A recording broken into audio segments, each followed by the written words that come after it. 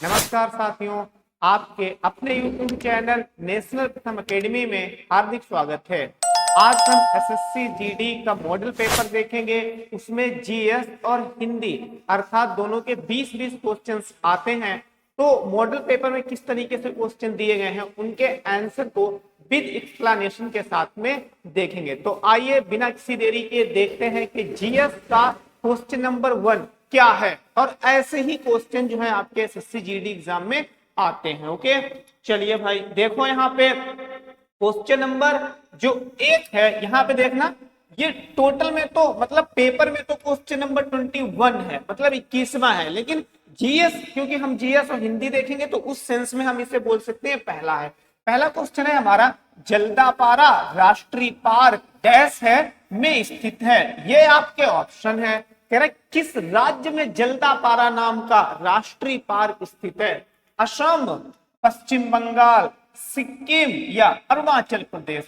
जैसा कि मैं पहले ही बता चुका हूं, जीएस के क्वेश्चन को करने के लिए बहुत अधिक समय नहीं लगता है, तो इसलिए मैं 10 सेकंड दूंगा और उसमें यदि आपको पता है तो सही आंसर टिक करें और फिर जब मैं बताऊं या फिर एक्सप्लेनेशन करूं तो उसे ध्यान पूर्वक सावधानी से सुने। ठीक है, तो चलिए आपको दिए जा रहे हैं 10 सेकंड लगभग में।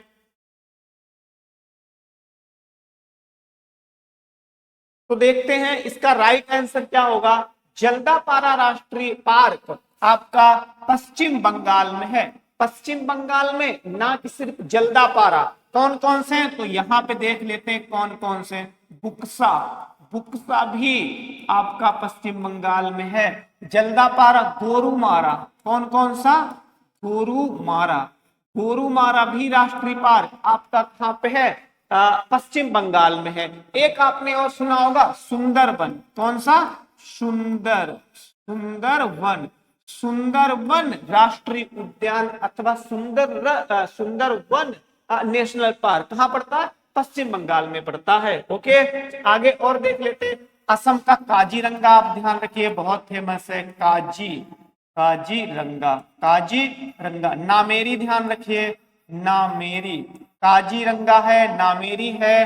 ठीक है, डिब्रू सैखोवा है, बहुत सारे हैं। यहाँ पे असल में क्या है, लिखने के लिए स्पेस नहीं है क्योंकि क्वेश्चन पेपर है, लिखने के लिए स्पेस नहीं है, इसलिए जहां तक होगा तो मैं लिखूंगा और अगर स्पेस नहीं है तो मैं बोलूंगा, लेकिन आपको ध्यानपूर्वक सुनना है। ठीक है, तो यहां से असम के ध्यान रखना और पश्चिम बंगाल के नेशनल पार्क जो भी हैं आपको ध्यान रखते हुए चलना है। आगे बढ़ते हैं, आगे देखते हैं।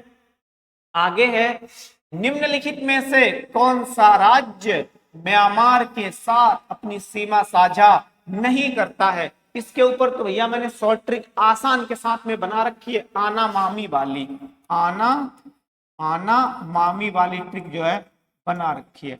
आ से अरुणाचल प्रदेश की सीमा म्यांमार के साथ में लगती है, तो अरुणाचल प्रदेश वो कह रहा है नहीं लगती है, यहां पे गौर करके देखना, ये आंसर नहीं होगा।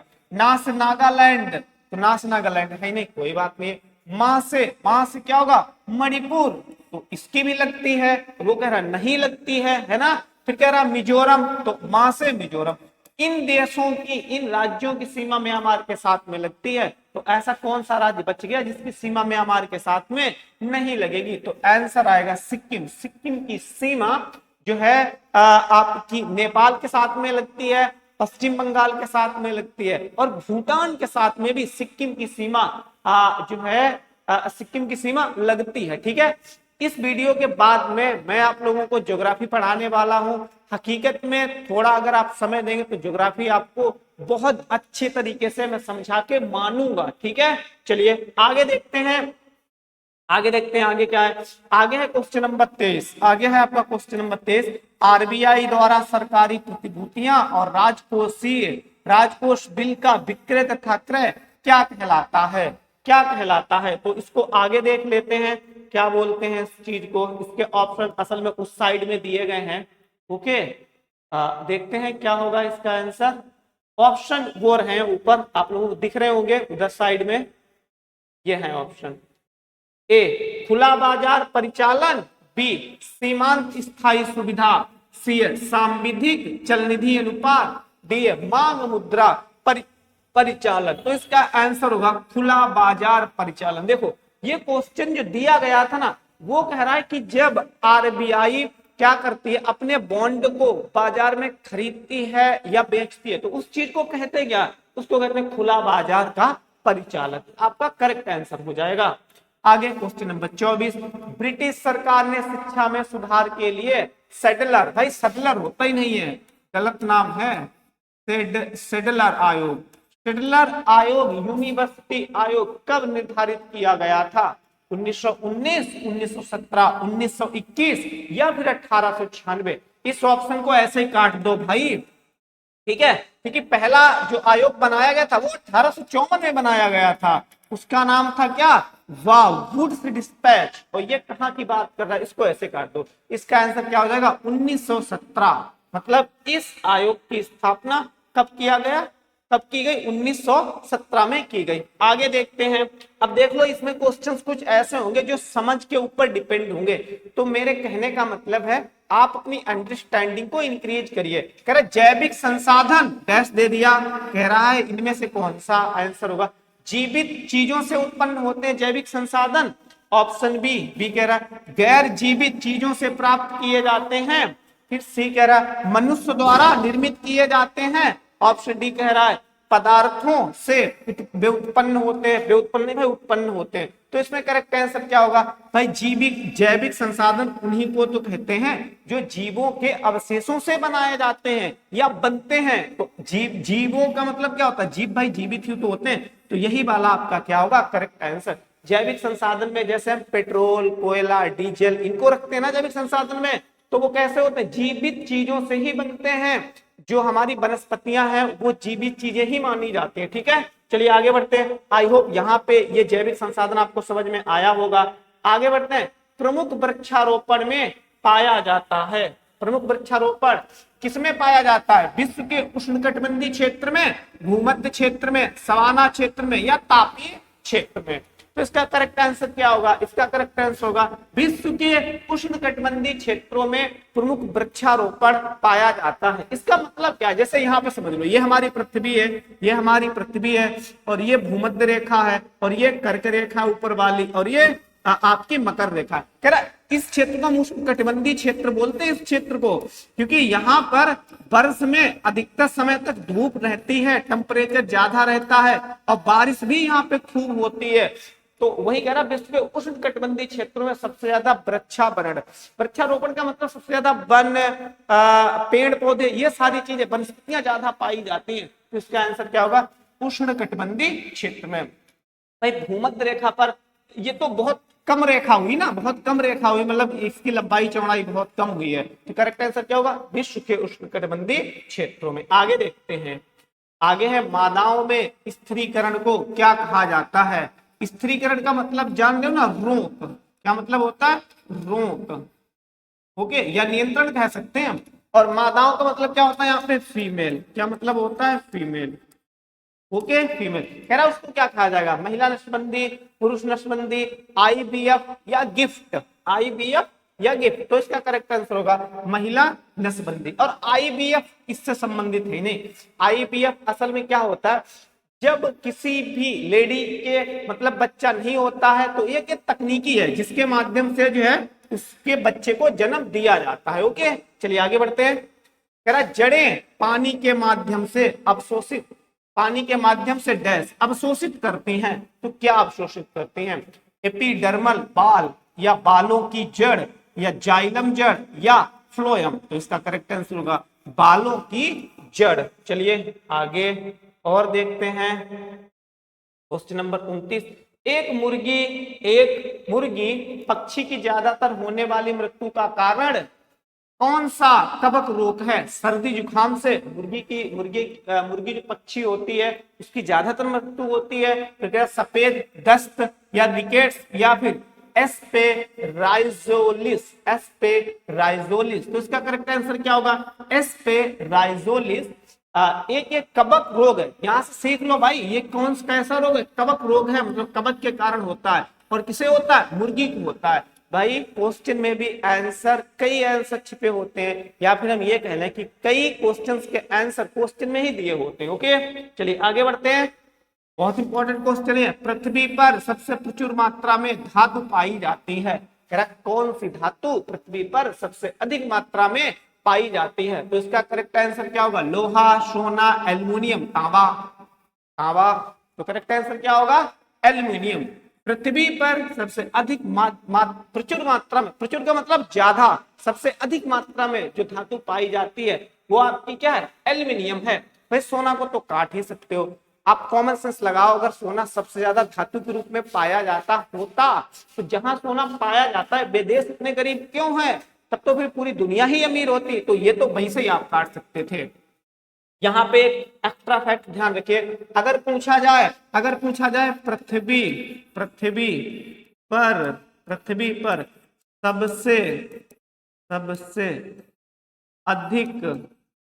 सबसे अधिक मात्रा में तत्व कौन सा पाया जाता है? तो आंसर क्या होगा? नाइट्रोजन। तो आंसर क्या होगा? नाइट्रोजन। ओके, तो आंसर क्या होगा? नाइट्रोजन। लेकिन अलग यदि यहां से चेंज कर दे, क्वेश्चन पूछे पृथ्वी पर सबसे अधिक प्रचुर मात्रा में, अधिक मात्रा में धातु, तो एल्युमिनियम सबसे अधिक मात्रा में, फिर नंबर 2 पे सबसे अधिक मात्रा में लोहा पाया जाएगा। बस आप 2 धातुओं के नाम ध्यान रखो, सबसे अधिक एल्युमिनियम, उससे कम लोहा। अगर पूछे भाई पृथ्वी के भूपर्पटी जिसे हम क्या बोलते हैं? क्रस्ट बोलते हैं। भूपर्पटी को इंग्लिश में क्या बोलते हैं? कहें कि पृथ्वी की क्रस्ट में या पृथ्वी की भूपर्पटी में सबसे अधिक मात्रा में कौन सा तत्व पाया जाता है? तो आंसर आपका क्या होगा? O2। O2 किसे बोलते हैं? ऑक्सीजन। तो क्या होगा? ऑक्सीजन। वही अगर और पूछ ले कि बताइए भाई मानव के शरीर में सबसे अधिक तत्व कौन सा पाया जाता है, तब भी आंसर आपका क्या होगा? O2 ही आंसर होगा। ओके, चलिए बढ़ते हैं आगे। यहां से काफी कुछ हमने सीखा है। फोटोक्रोमेटिक कांच की स्वतः अंधकार वाले गुण की उपस्थिति का कारण है सोडियम क्लोराइड या लेड ऑक्साइड या कैल्शियम ऑक्साइड या सिल्वर आयोडाइड। तो इसका करेक्ट आंसर क्या होगा? इसका correct answer option number D होगा, सिल्वर आयोडाइड। आगे देखते हैं, आगे है क्वेश्चन नंबर 32। हृदय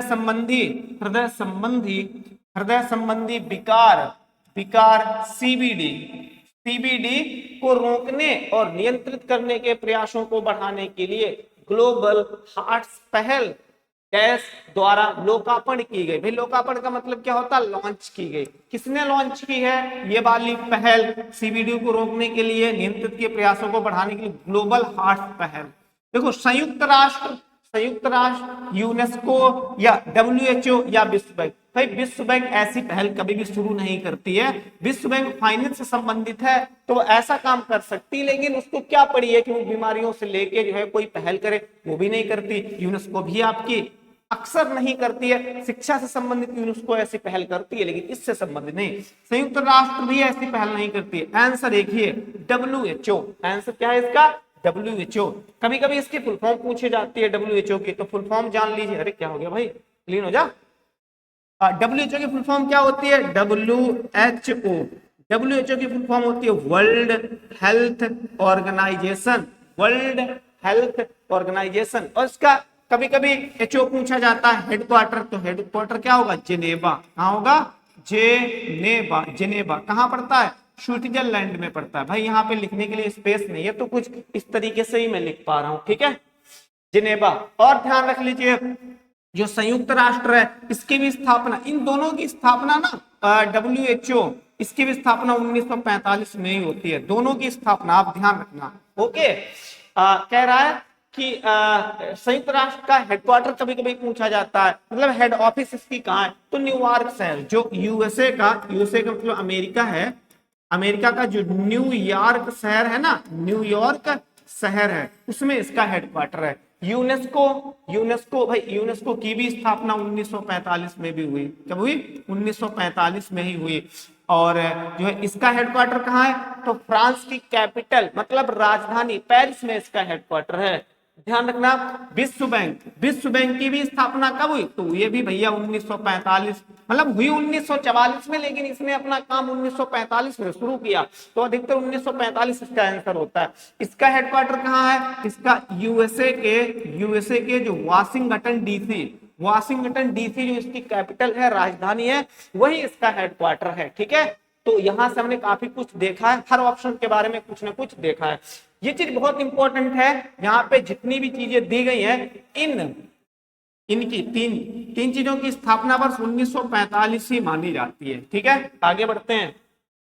आगे है, भारत में अपने शासन के वास्तविक अभ्यास के साथ ब्रिटिश उदार विचारों के विपरीत प्रकाश डालने के लिए भारत में गरीबी और गैर ब्रिटिश शासन किसने लिखा था? किसने लिखा था? ऑप्शन ए है रमेश चंद्र दत्त, दादा भाई नौरोजी, यमजी रनाडे या गोपाल कृष्ण गोखले। उसका करेक्ट आंसर होगा दादा भाई नौरोजी। इन्हें हम ग्रैंड ओल्ड ऑफ इंडिया भी बोलते हैं।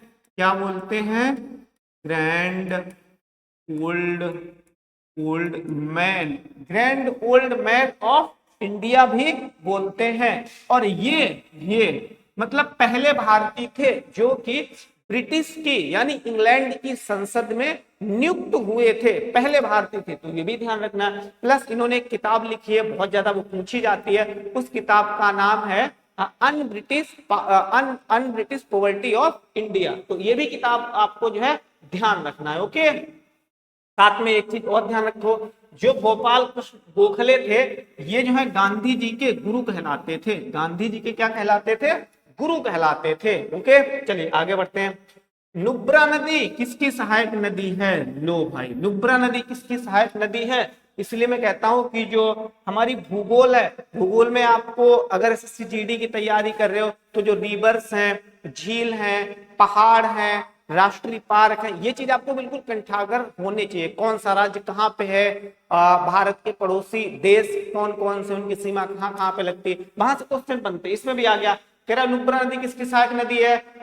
गोदावरी की, सिंधु की, कावेरी की या ब्रह्मपुत्र की? तो किसकी सहायक नदी होगी?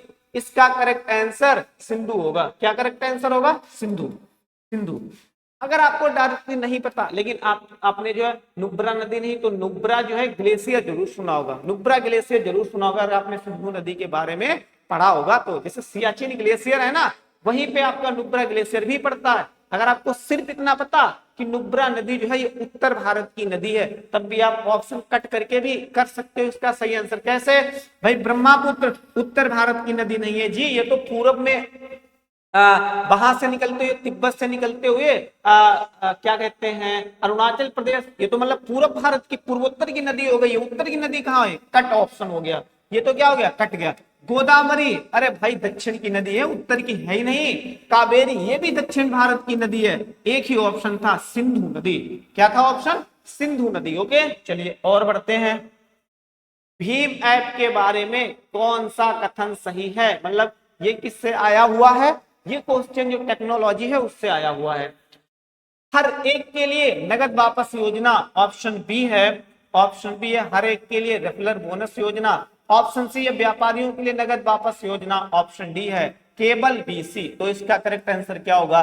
Cable BC. मतलब ये भी सही है, ये भी सही है। ये भीम ऐप जो है वो इन दो इसके बारे में दो कथन सही है, ऊपर वाला क्या है आपका? गलत है। खैर मेरा ये मानना है कि ये क्वेश्चन बहुत ज्यादा इंपॉर्टेंट नहीं है, आपके समझ में नहीं भी आता है तब भी आप स्किप कर सकते हो। आगे देखते हैं भाई, ये वाला बिल्कुल इंपॉर्टेंट है। ये वाला, किस संस्थान को प्रेसिडेंट कलर पुरस्कार प्राप्त होगा? कहने का मतलब ये क्वेश्चन पहले दिया होगा और ये असल में मिल चुका है। जिस भी कॉलेज को मिलना था ये पुरस्कार, उस कॉलेज को ये पुरस्कार दिया जा चुका। कौन कौन से हैं ऑप्शन? सशस्त्र बल मेडिकल कॉलेज, सशस्त्र बल मेडिकल कॉलेज। क्या नाम है? सशस्त्र बल medical college. Option B college of defence management Secunderabad. Option C है राष्ट्रीय रक्षा महाविद्यालय नई दिल्ली, रक्षा सेवा स्टाफ कॉलेज वेलिंगटन। लेकिन इसका आंसर क्या होगा? सशस्त्र बल मेडिकल कॉलेज पुणे। ये इंपॉर्टेंट क्वेश्चन है क्योंकि हमारे एग्जाम में अवार्ड जो है पूछे जाते हैं। ओके, आगे बढ़ते हैं भाई, आगे देख लेते हैं।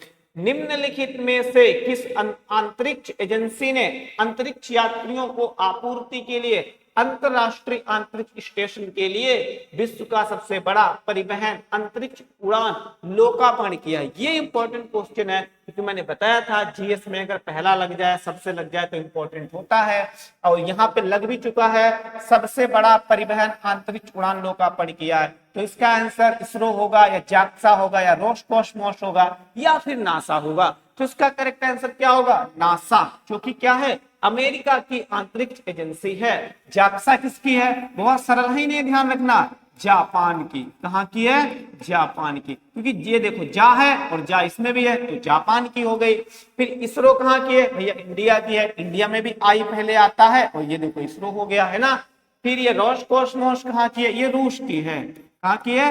रूस की है। तो इसे आपको ध्यान रखना पड़ेगा, कभी कभी हमारे एग्जाम में तो इतने पूछ लेता है ये एजेंसियां किस देश की हैं स्पेशली। आगे देखते हैं, किस कंपनी ने देश का पहला made in India AI super cloud launch किया है? रेजर पे, नीम क्लाउड, क्योर एआई या सिगटुपल तो कौन सा करेक्ट आंसर होगा? इसका करेक्ट आंसर होगा ऑप्शन बी, नीम क्लाउड, इसका करेक्ट आंसर हो जाएगा। क्वेश्चन ये भी इंपॉर्टेंट है, क्योंकि इसमें भी क्या लग गया है?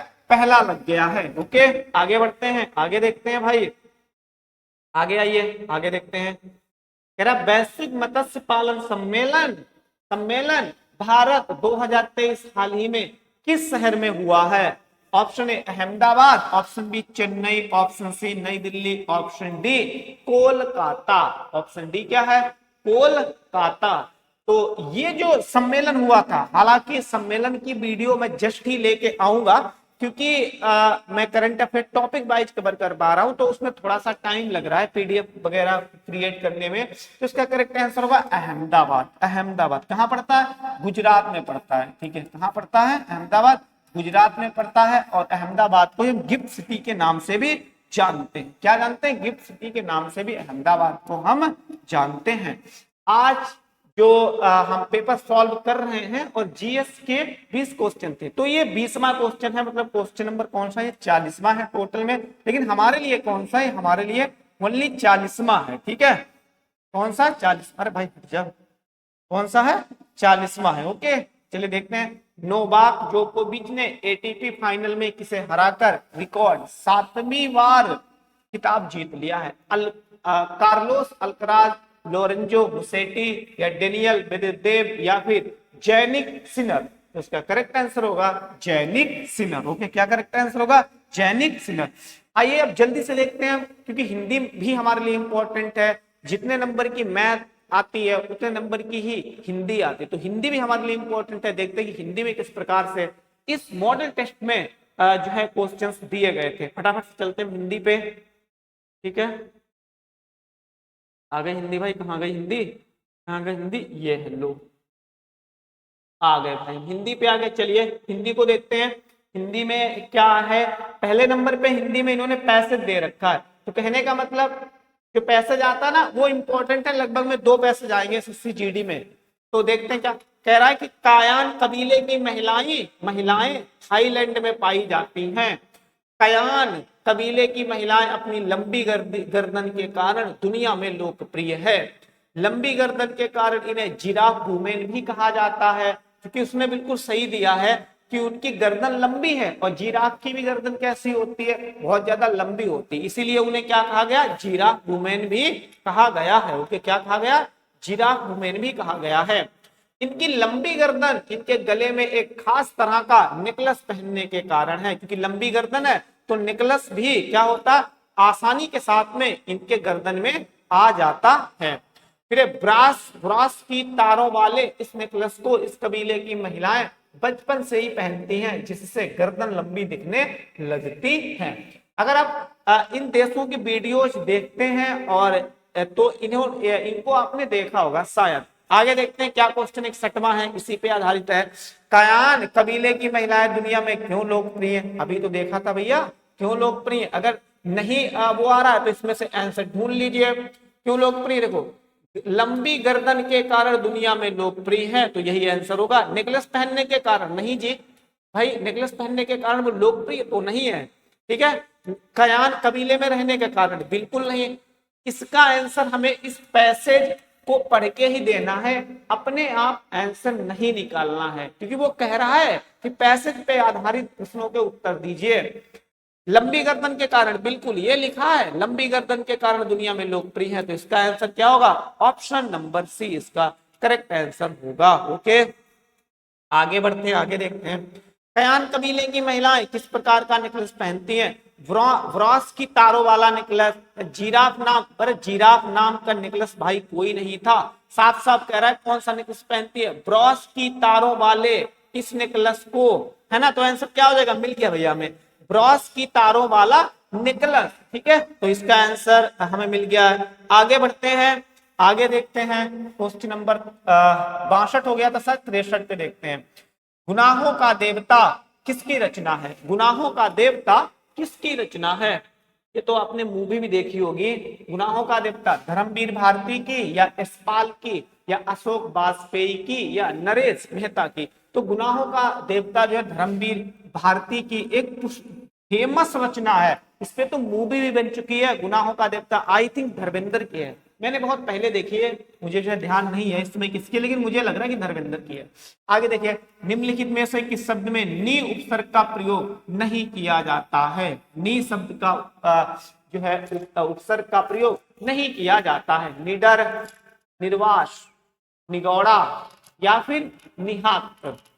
तो इसमें देखना पड़ेगा भाई, निडर में तो नी का प्रयोग हो रहा है, निर्वास, निगोड़ा, निर्वास, निगोड़ा, निगोड़ा, निगोड़ा, या फिर निहात? तो इसमें से क्या आंसर होगा? मैं थोड़ा सा मैं कंफ्यूज हूं, इनमें से क्या आंसर हो सकता है। ठीक है, तो इसका आंसर जिस किसी को भी पता हो तो कमेंट बॉक्स में जरूर बताएं, क्योंकि मैं थोड़ा सा कंफ्यूज हूं इसमें क्या हो सकता है, निगोड़ा या निहात हो सकता है। लेकिन मेरा बिल्कुल ध्येय गलत नहीं है कि मैं गलत आंसर बताऊं, मैं देख के बाद में जो है इसका आंसर करेक्ट बता दूंगा। ठीक है, आगे बढ़ते हैं। आगे कह रहा निराहार का संधि विच्छेद क्या होगा? निराहार का संधि विच्छेद क्या होगा? निह धन आहार, या निर प्लस आहार, या निर आहार, या निराहार? तो पहली बात तो जो है ये विसर्ग संधि है, तो विसर्ग का आप निशान तो जानते हो, ये विसर्ग का निशान होता है, तो विसर्ग का निशान केवल एक में ही है, निह धन आहार, इसका क्या है करेक्ट आंसर होगा। आगे देखते हैं, कुबेर शब्द के सही पर्यायवाची शब्द हैं, मतलब कौन से हैं? तो इसमें आंसर क्या होगा इसका? इसके ऑप्शन पढ़ लीजिए, की त्रेस, धनद, मदन, मदन, मनोज, यक्षराज, यक्षराज, या राजराज, चित्रेश, या धनाक, या राजराज, मदन, या फिर मनोज? तो इसका करेक्ट आंसर क्या होगा? इसका करेक्ट आंसर होगा आपका option number B, Madan, Manoj और यक्षराज।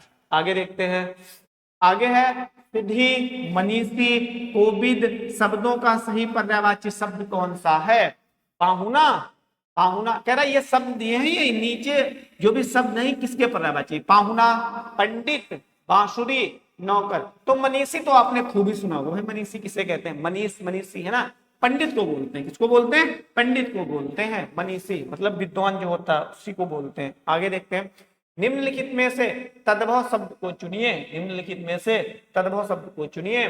पत्र भाई तत्सम है, जिसमें त्रा लग जाए, जिसमें ये वाला छा लग जाए, जिसमें लगभग में अंक की बिंदी लग जाए, ये वाली बात 100% सॉरी अंक बिंदी कह रहा हूं मैंने, चंद्र बिंदु लगा दी थी, ये वाली बिंदी जिसमें लग जाए, है ना, ये वाली, तो ये जो है लगभग में तत्सम शब्दों में लगती है। ठीक है ना, तो ये त्रा तो गलत हो गया, आलस गलत हो गया, हुलास गलत हो गया, आपका आंसर क्या होगा? अंधेरा। अंधेरा क्या है आपका? तद्भव शब्द है। ओके, अंधेरा क्या आपका? तद्भव शब्द है। इसका तत्सम क्या होगा? अंधकार होता है, अंधकार। तो मैंने बताया था तत्सम शब्द में क्या आती है, ये अंक की बिंदी अधिकतर जो आपकी दी जाती है। कठिन शब्द का विलोम शब्द क्या होगा? कठिन, कंस, अरे बिल्कुल नहीं भाई। मधु, मधु नहीं, मधु किसका? कड़वा का हो सकता है मधु, है ना, मधु में क्या होता है? मीठा। सरल, बिल्कुल सरल, इसका क्या होगा? विलोम शब्द। विलोम का मतलब उल्टा, विलोम का मतलब क्या होगा? उल्टा। आगे देखते हैं, उदार शब्द का विलोम क्या होगा? अब देख लो भाई, हिंदी अगर पढ़ते हो आप, जीडी की तैयारी कर रहे हो, तो विलोम शब्द, पर्यायवाची शब्द, अनेक शब्दों का एक शब्द, या वाक्यों के एक शब्द, इन्हें आपको बहुत ही अच्छे तरीके से तैयार करना पड़ेगा। उदार का विलोम क्या होगा? आभार, बिल्कुल नहीं। आधार, अरे नहीं भाई, आधार तो मैंने सुना भी नहीं है, किसका हो जाएगा? कृपण या संकीर्ण? तो इसका करेक्ट आंसर क्या होगा? कृपण। कृपण का मतलब क्या होता है? कंजूस। क्या मतलब होता है? कंजूस। और संकीर्ण किसका होता है? संकीर्ण होता है कि जिसका माइंड क्या हो, बहुत ज्यादा विस्तृत ना हो, बहुत कम हो, उसको बोलते हैं क्या? संकीर्ण। आपने सुना होगा संकीर्ण गलियां, मतलब ऐसी गलियां जो बहुत ज्यादा पतली होती हैं। नेक्स्ट देखते हैं, अगला है आंखों देखी शब्द में कौन सा समास है? आंखों देखी, अच्छा इसको समझ लीजिए। आंखों देखी का मतलब है यहाँ पे आंखों द्वारा देखना, आंखों द्वारा देखी गई चीज। करण तत्पुरुष, संप्रदान तत्पुरुष, अपादान तत्पुरुष या संबंध तत्पुरुष? तो उसका करेक्ट आंसर क्या होगा भाई? देखो, करण, करण से इसमें लगता है, और से का मतलब इसमें क्या होता है? द्वारा। अपादान, करण से अपादान, करण से संप्रदान के लिए, संप्रदान में क्या होता है? के लिए, ओके, के लिए। संबंध का की के, अगर ये शब्द आए का की, का की, ये अगर शब्द आते हैं तो संबंध हो जाता है। करण नहीं नहीं, कर्ता ने कर्म को करण से, अपादान से, है ना? कर्ता ने कर्म को करण से, अपादान अपादान से, तो इसका करेक्ट आंसर क्या होगा? कर्ण वाला होगा, द्वारा, द्वारा वाला। हालांकि अपादान में भी से होता है, लेकिन ये से प्रयोग होता है जो है अलग होने के अर्थ में, ठीक है? तो इसका आंसर क्या होगा? करण इसका करेक्ट आंसर होगा। आगे देखते हैं, विषधर में कौन सा समास है? कर्मधारय तत्पुरुष समास, संप्रदान तत्पुरुष समास, अव्ययी भाव तत्पुरुष समास या फिर बहुब्रीहि तत्पुरुष समास? तो यहाँ पे देख लीजिए, विषधर का मतलब क्या होता है? विष, और धर का मतलब धारण करने वाला। मतलब विष किसके पास होता है? तो नांग के पास में ज्यादा विष होता है, तो इसका मतलब क्या होगा? बहुब्रीहि समास इसमें है। कवि और रचना का कौन सा जोड़ा सही नहीं है? तो आपको जो है कवि है, उनकी रचनाएं हैं, उन पर भी फोकस करना होगा और उनको भी पढ़ना पड़ेगा। कह रहा मृगनयनी वृंदावन लाल वर्मा की, विनय पत्रिका तुलसीदास की। कह रहा कौन सी सही नहीं है? तो ये तो सही है भाई, विनय पत्रिका तुलसीदास की। झिलमिल तारे सुभद्रा कुमारी चौहान की, ये भी इनकी है। युग चरण मुंशी प्रेमचंद, नहीं भाई, मुंशी प्रेमचंद की युग चरण नहीं है। तो करेक्ट आंसर क्या होगा? डी वाला, युग चरण मुंशी प्रेमचंद की नहीं है। मुंशी प्रेमचंद की कुछ हैं जो कि ध्यान रखो, बहुत इंपॉर्टेंट है। जैसे उनके कुछ उपन्यास हैं, तो उपन्यास आपने गोदान सुना होगा, गबन सुना होगा। गोदान, गबन, करम भूमि, करम भूमि है, इस तरीके वो हैं उपन्यास।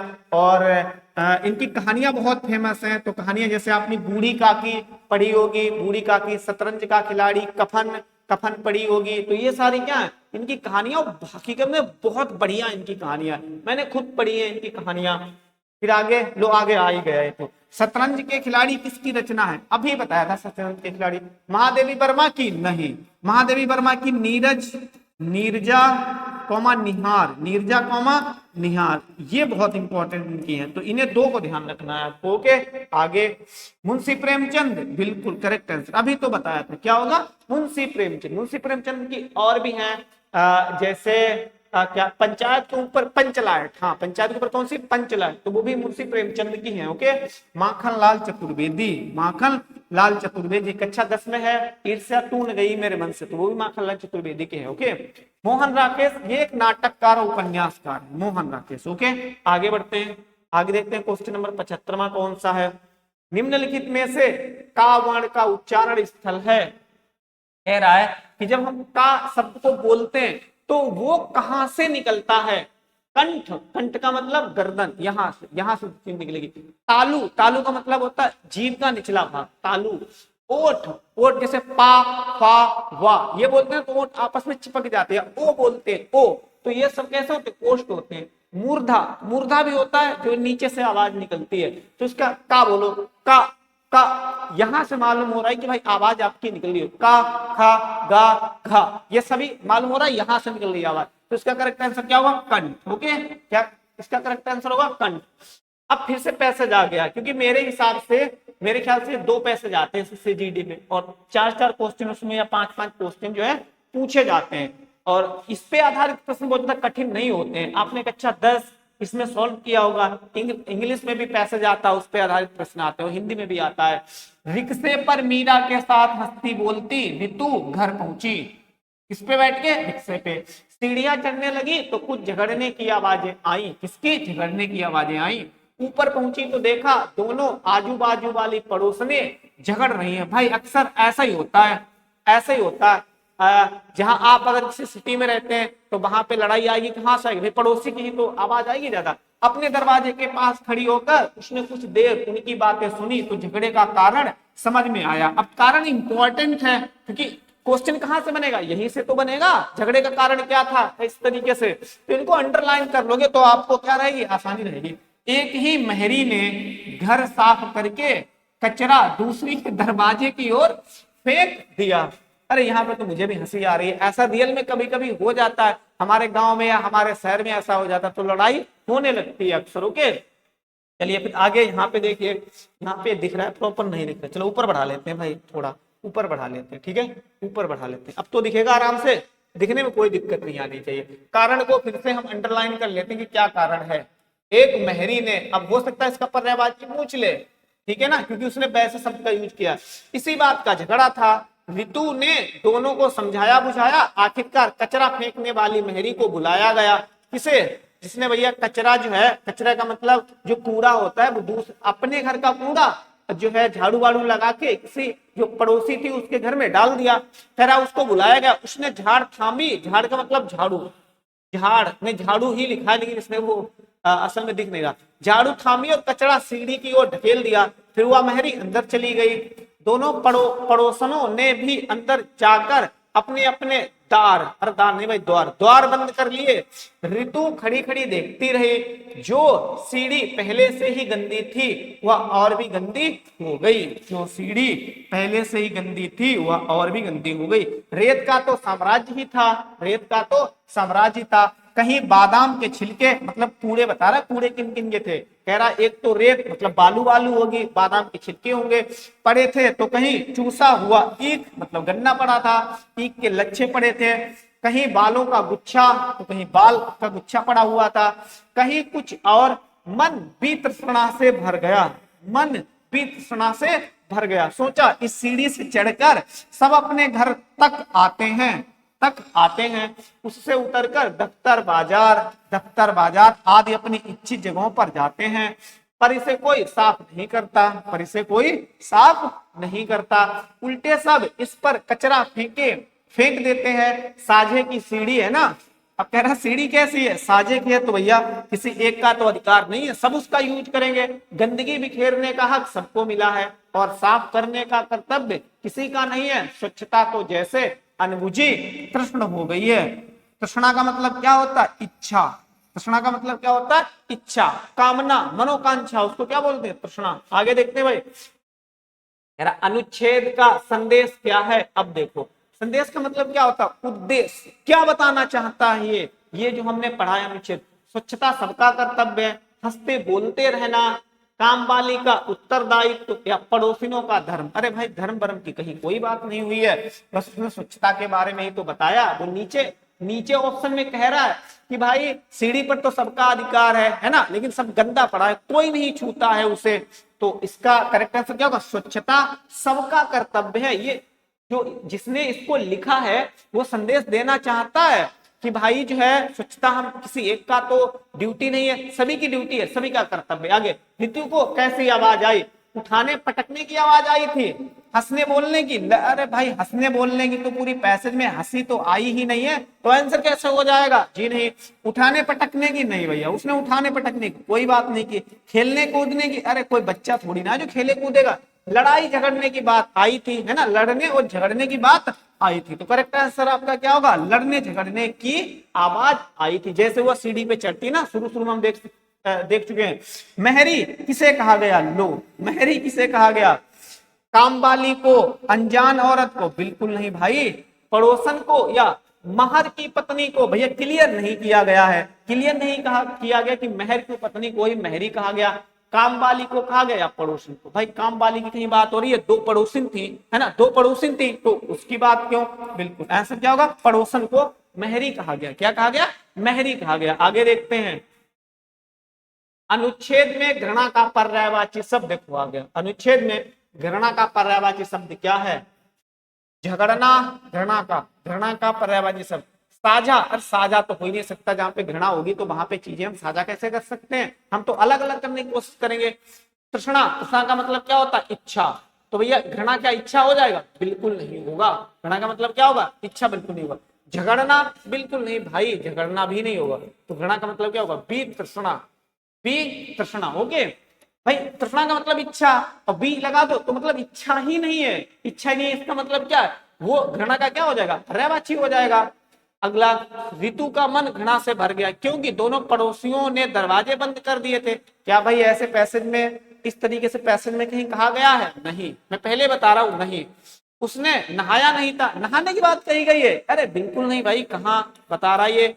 पड़ोसिने लड़ रही थी, सीढ़ियों में कचरा फैल गया था, क्या कहा, ऋतु का मन घृणा से भर गया। अब यहाँ पे आप कंफ्यूज हो सकते हो, कह रहा है भैया क्योंकि पड़ोस, ये बात तो सही है, पड़ोसी लड़ रही थी, लेकिन उसका मन इनसे नहीं भरा था। लास्ट अभी पैसेज में हम दिखाएंगे कि उसने जो है क्यों कहा कि उसका मन जो है घृणा से भर जाता है, क्योंकि सीढ़ियों पर उसने कहा था आते जाते तो सब हैं, आते जाते सब हैं, और जो है लेकिन कचरा सभी फेंक देते हैं, कहीं कुछ पड़ा हुआ, कहीं बादाम का छिलका, कहीं रेत, कहीं किसी के बाल पड़े हुए हैं, लेकिन उसको साफ कोई नहीं करता है। तब उसको लगा कि हम ही काम करें सबसे ज्यादा, क्या, तो आंसर, राइट आंसर इसका क्या होगा, सीढ़ियों में कचरा फैल गया था, इसलिए उसने कहा है ना नीचे देखो, आइए दिखाते हैं, बस थोड़ा टाइम लगेगा, जस्ट देखिए आंसर बताते हैं इसका। देखो ये देखो है क्या कह रहा है, इस सीढ़ी से चढ़कर अपने सब घर आते हैं, इससे उतरकर दफ्तर बाजार आदि अच्छी जगहों पर जाते हैं, पर इसे कोई साफ नहीं करता, उल्टे सब इसके कचरा फेंक देते हैं। अभी तो बताया, तभी तो उसका गंदी बिखेरने का हक सबको मिल गया और साफ करने का कर्तव्य किसी का नहीं। स्वच्छता जैसी अनबुझी प्रश्न हो गई है, देखो ये कहा उसने, कहा ना। तो ये थे जीएस के 20 क्वेश्चन और हिंदी के 20 क्वेश्चन, जो कि मैंने एक ऑनलाइन टेस्ट मॉडल पेपर से ये क्वेश्चन पेपर उठाया था। और मुझे ऐसी आशा है कि हिंदी और जीएस को मैंने अच्छी तरीके से आपको समझा पाया है। अगर आपको लगता है कि मेरी मेहनत, मेरे समझाने का तरीका, मेरे पढ़ने का स्टाइल अगर आपको पसंद आ रहा हो तो बिना कहे हुए हमारी वीडियो को लाइक करें, मेरे चैनल को सब्सक्राइब करें, अपने दोस्तों के साथ में शेयर करें, और अभी तक अगर आप हमसे नहीं जुड़े हैं तो आप जुड़ लें। धन्यवाद।